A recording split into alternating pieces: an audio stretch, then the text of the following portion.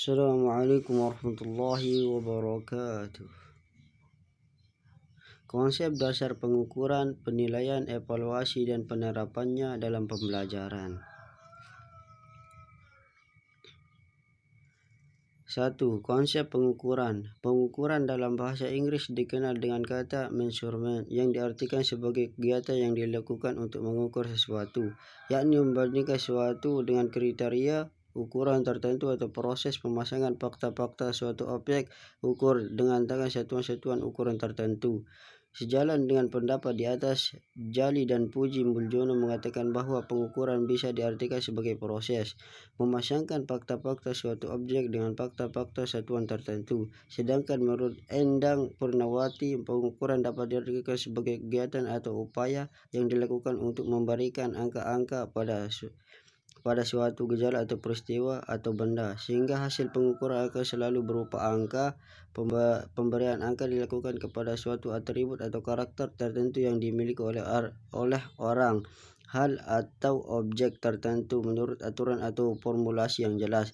Pemberian angka menunjukkan pemberian makna secara kuantitatif kepada objek ukur.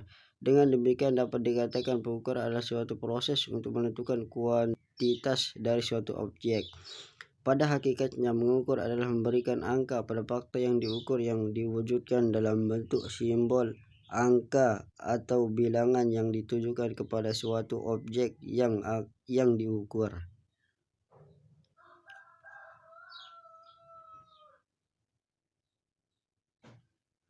2. Konsep penilaian. Menurut Dabdeknas yang dikutip oleh Jihad, penilaian merupakan kegiatan yang dilakukan guru untuk memperoleh informasi yang objektif, berkelanjutan, dan menyeluruh tentang proses dan hasil belajar yang telah dicapai oleh siswa, sehingga dapat dijadikan sebagai dasar untuk memberikan perlakuan selanjutnya dalam proses penilaian.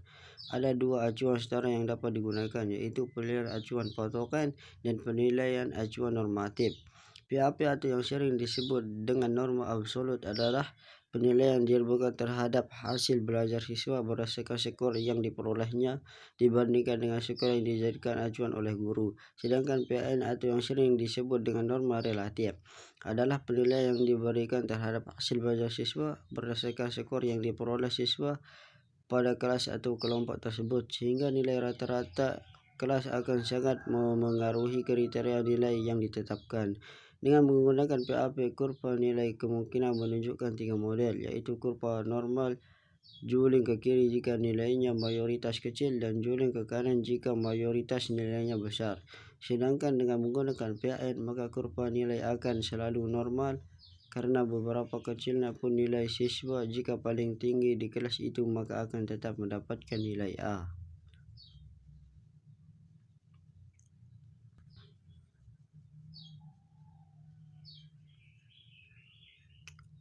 3. Konsep evaluasi. Secara etimologi, evaluasi berasal dari bahasa Inggris dengan akar kata value yang berarti nilai atau harga. Sedangkan secara terminologi, evaluasi didefinisikan secara beragam oleh para ahli sebagaimana berikut ini. Menurut Grunloh, evaluasi dapat didefinisikan sebagai proses sistematis untuk menentukan sejauh mana tujuan pembelajaran telah tercapai oleh siswa. Sedangkan Guy menyatakan bahwa evaluasi adalah proses sistematis dalam mengumpulkan dan menganalisis data untuk menentukan apakah dan sejauh mana tujuan telah atau sedang dicapai.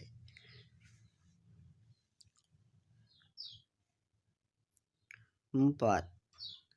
Hubungan antara pengukuran, penilaian, dan evaluasi dalam pembelajaran. Berdasarkan penjelasan dari ketiga istilah tersebut, maka dapat disimpulkan bahwa antara ketiga istilah pengukuran, penilaian, dan evaluasi memiliki keterkaitan satu sama lain, di mana pengukuran dan penilaian merupakan suatu rangkaian dari kegiatan evaluasi pendidikan, atau dengan kata lain bahwa kegiatan evaluasi tidak mungkin dapat dilakukan tanpa didukung dengan data yang diperoleh melalui kegiatan pengukuran dan penilaian. Tujuan dan fungsi evaluasi pembelajaran. 1. Tujuan evaluasi pembelajaran. A. Untuk menghimpun bahan-bahan keterangan sebagai bukti mengenai taraf perkembangan atau kemajuan yang dialami siswa setelah mengikuti pembelajaran dalam waktu itu. B. Untuk mengetahui tingkat efektivitas dari metode-metode pengajaran yang telah dipergunakan dalam proses pembelajaran dalam jangka waktu tertentu. C. Motivasi siswa untuk memperbaiki dan meningkatkan prestasinya. D. Untuk mencari dan menemukan faktor-faktor penyebab keberhasilan dan tidak berhasil peserta didik.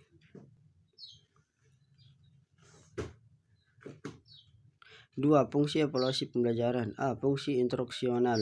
Dengan evaluasi formatifnya, hasil evaluasi dapat berfungsi sebagai umpan balik bagi siswa untuk memperbaiki proses belajarnya, dan juga umpan balik bagi guru untuk memperbaiki proses mengajarnya.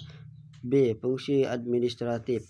Hasil evaluasi pembelajaran dapat berfungsi sebagai bahan pemberian laporan kepada orang tua atau pihak-pihak yang berkepentingan. Selain itu, hasil evaluasi pembelajaran juga dapat menjadi dasar bagi kenaikan kelas. Pemilihan siswa berprestasi. Pemilihan siswa untuk mengikuti program tertentu atau sebagai dasar untuk melanjutkan ke jenjang pendidikan yang lebih tinggi. C. Fungsi diagnostik. Hasil evaluasi memiliki fungsi diagnosis, yaitu mengidentifikasi masalah atau kesulitan yang dialami siswa dan sekaligus berfungsi untuk merencanakan tindak lanjut berupaya-upaya pemecahan masalah sesuai dengan masalah atau kesulitan yang telah teridentifikasi. Alat-alat evaluasi pembelajaran. Untuk melakukan evaluasi pembelajaran ada beberapa alat yang dapat digunakan sesuai dengan teknik dan objek yang dievaluasinya. Secara garis besar, alat evaluasi terbagi kepada tes dan non-tes. 1. Tes. Tes adalah alat ukur yang disusun secara sistematis digunakan dalam rangka kegiatan pengukuran, yaitu untuk mengukur karakteristik orang atau objek tertentu dengan ketentuan atau cara yang sudah ditentukan. Tes di dalamnya berisi sejumlah pertanyaan dan pernyataan atau serangkaian tugas yang harus dijawab dan dikerjakan oleh peserta didik. Tes digunakan untuk mendapatkan informasi atau data-data dari subjek yang diukur dan dinilai, dan hasil tes peserta didik tersebut diberi skor dan nilai.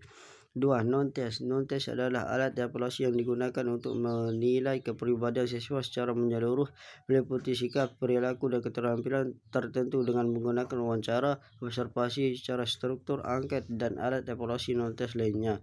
Penjelasan lebih detail tentang alat evaluasi non-tes ini akan dibahas pada kegiatan belajar.